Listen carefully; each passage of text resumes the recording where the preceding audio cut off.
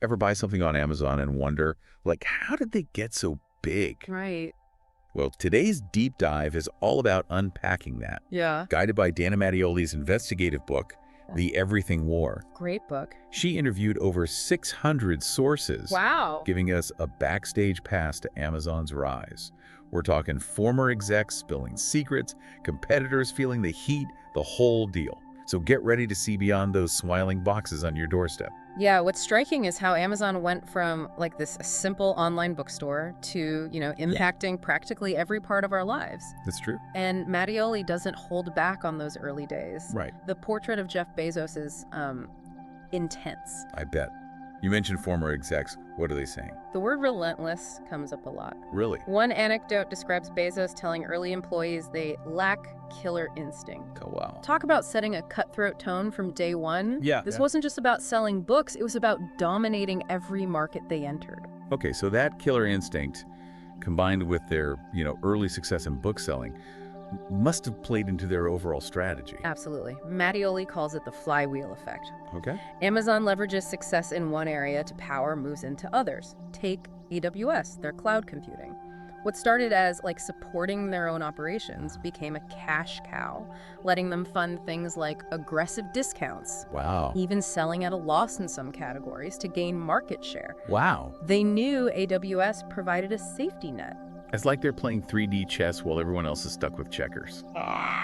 But isn't there more to it than just undercutting the competition? Oh, much more. Let's talk about Quidsi, the company behind diapers.com. Okay. They were gaining traction with online parents, a demographic Amazon wanted. Sure. A classic plan to win emerged, and this one got ugly.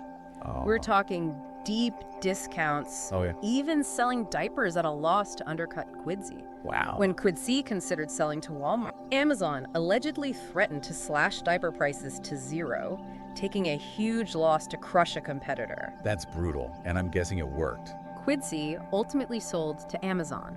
Wow. This wasn't just competition, it was a demonstration of force. Right. And this aggressive approach wasn't limited to retail. You've piqued my interest. Yeah. Where else did this play out? Let's talk about Amazon's venture capital arm, Okay. the Alexa Fund. Right. On the surface, it seems like a typical venture capital fund investing in promising startups, Right. especially those working with voice technology. Okay. But Mattioli uncovers a more complicated story. I'm starting to sense a pattern here. What's the catch? Multiple startups claim that, Amazon used the guise of potential partnerships or investments to gain access to their technology and ideas, Right. only to later launch competing products. So essentially, corporate espionage.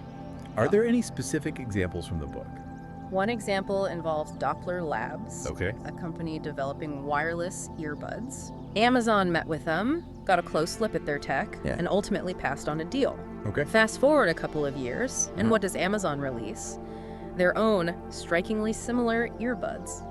That's incredibly shady.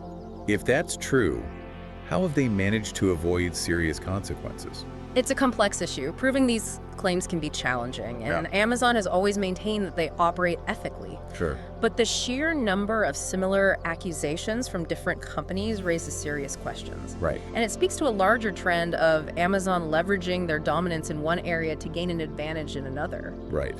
You mentioned earlier that it wasn't enough for Amazon to just sell everything. Right. They wanted to own everything. Exactly. And that brings us to their private label strategy. Think Amazon Basics? Exactly. They use data from their third-party sellers, Right. sometimes even individual sellers, Right. to identify successful products and then created nearly identical Amazon-branded versions. Wait, they were using data from the very sellers they were competing with. How is that even legal? It's an area of ongoing debate, with many arguing that it creates a clear conflict of interest. Yeah. Amazon claims it was all above board. Right. Former employees allege that accessing and exploiting this kind of seller data was standard practice. Wow. Mattioli even uncovered an internal document where an employee had pulled a detailed report on a company called Fordham, Right. which made car organizers. Right.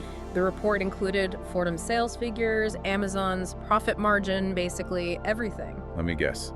Amazon Basics started selling car organizers soon after. You got it. This wasn't an isolated incident. It happened over and over again Okay. across numerous product categories. So we have potential spying on startups, exploiting seller data, aggressive competition. It's a lot to process. But these were primarily business tactics. Yeah. How did Amazon handle the political landscape as they grew? It's fascinating how their approach to Washington evolved. Initially, Bezos was famously hands-off when it came to politics. Preferring to avoid lobbying efforts. Right. But as Amazon's influence grew, Right. so did the realization that they couldn't ignore the political sphere. Especially with Bezos acquiring the Washington Post. That was a turning point. Right. Well, technically a personal investment by Bezos, Right. not an Amazon acquisition, Okay. it signaled a shift. They went from avoiding Washington to building a lobbying powerhouse, Wow. spending millions to influence policy. Right. But even then, their tactics weren't always straightforward. Ooh. Spill the tea. What kind of things were they doing? Mattioli uncovered some questionable practices. Okay. For example, they allegedly used their sellers as lobbying pawns, What? flying them to D.C. to meet with lawmakers and advocate for policies that benefited Amazon, Wow.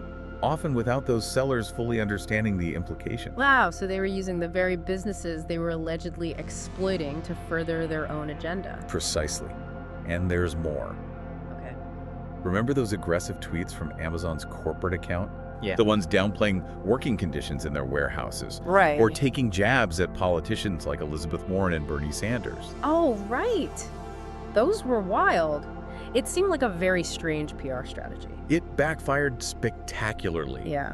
While it's unclear whether it was a deliberate attempt to, punch back at critics, yeah. as Mattioli suggests, Yeah. or simply a tone-deaf miscalculation, Right. it showed how Amazon's immense power and influence could be wielded in ways that felt both tone-deaf and out of touch. I can see how that would backfire.